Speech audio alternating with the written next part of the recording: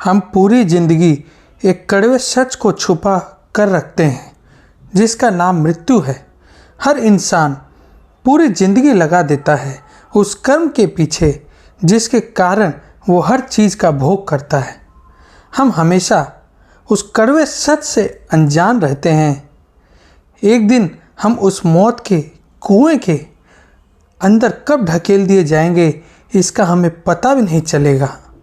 कहते हैं ना, दुर्लभ मानुष जन्म है देह न बारंबार, तरुवर जो पत्ता झड़े बहुरी न लागे डार। जिस तरह जब जोरों की हवा आती है तो जो पत्ते झड़ जाते हैं उस पेड़ से, वो पत्ते उस वृक्ष में कभी नहीं लगते। उसी तरह जब हम जवानी से बुढ़ापे में आ जाते हैं और फिर हमारी मृत्यु हो जाती है। अब हम बड़े बुजुर्गों से ये भी सुनते आ रहे हैं कि जब इंसान की मृत्यु हो जाती है तो उसके बाद जो 13 दिन रहते हैं वो 13 दिन में वो आत्मा उसी घर में घूमती है। तो ये क्या सच है?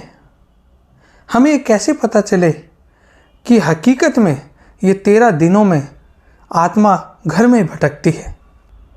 शास्त्रों के अनुसार गरुड़ पुराण में यह बताया गया है बड़े ही विस्तार से कि जब किसी व्यक्ति की मृत्यु होती है तो यमराज के यमदूत उसे अपने साथ यमलोक ले जाते हैं, जहां उसके अच्छे और बुरे कर्मों का हिसाब लिया जाता है और फिर 24 घंटे के अंदर यमदूत उस प्राणी की आत्मा को वापस घर छोड़ जाते हैं। यमदूत के द्वारा आत्मा को वापस छोड़ जाने के बाद मृतक की आत्मा अपने परिजनों के बीच भटकती रहती है और अपने परिजनों को पुकारती रहती है, लेकिन उसकी आवाज़ को कोई नहीं सुन पाता। यह देखकर मृत व्यक्ति की आत्मा बेचैन हो जाती है और ज़ोर ज़ोर से चिल्लाने लगती है। इसके बाद आत्मा अपने शरीर के अंदर प्रवेश करने की कोशिश करती है, लेकिन यमदूत के पास बंदिश होने के कारण वो मृत शरीर में प्रवेश नहीं कर पाती। इसके अलावा गरुड़ पुराण की माने तो जब यमदूत आत्मा को उसके परिजनों के पास छोड़ जाती है तो उस समय उस आत्मा में इतना बल नहीं होता कि वो यमलोक की यात्रा तय कर पाए।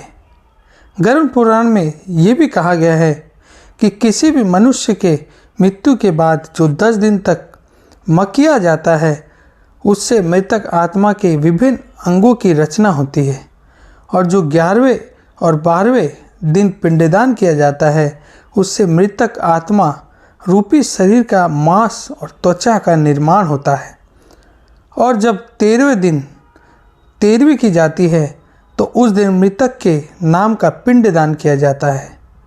उसी से ही वो यमलोक तक की यात्रा तय करते हैं, अर्थात मृत्यु के बाद मृतक के नाम का जो पिंडदान किया जाता है उसी से ही आत्मा को मृत्यलोक से यमलोक तक यात्रा करने का बल मिलता है। इसलिए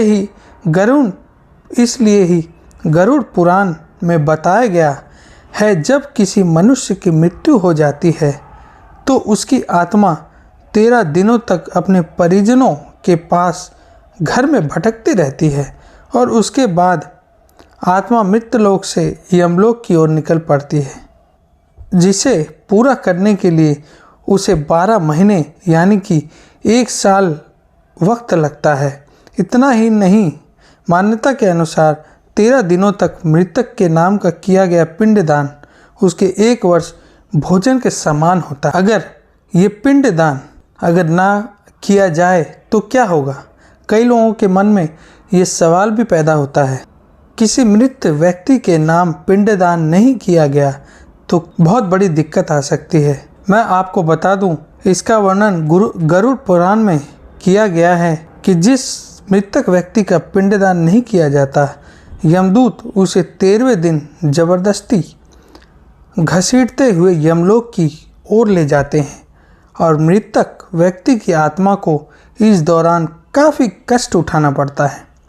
इसलिए हिंदू धर्म में मनुष्य की मृत्यु के बाद 13 दिनों तक पिंडदान करना आवश्यक माना गया है। इसके अलावा आपको बता दें कि 13वें दिन परिजनों के द्वारा मृतक व्यक्ति के नाम का जो भोज करवाया जाता है, अगर वो कर्ज लेकर किया जाए तो मृत व्यक्ति की आत्मा को शांति नहीं मिलती।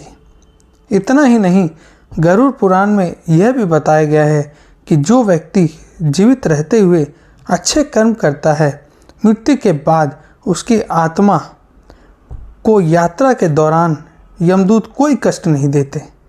और जो व्यक्ति बुरे कर्म करता है उसके लिए तो आप जानते ही हो, उसकी आत्मा को यमदूत यात्रा के दौरान कई यातनाएं देता है, परेशान करता है और आत्मा को कई कष्ट भोगने पड़ते हैं।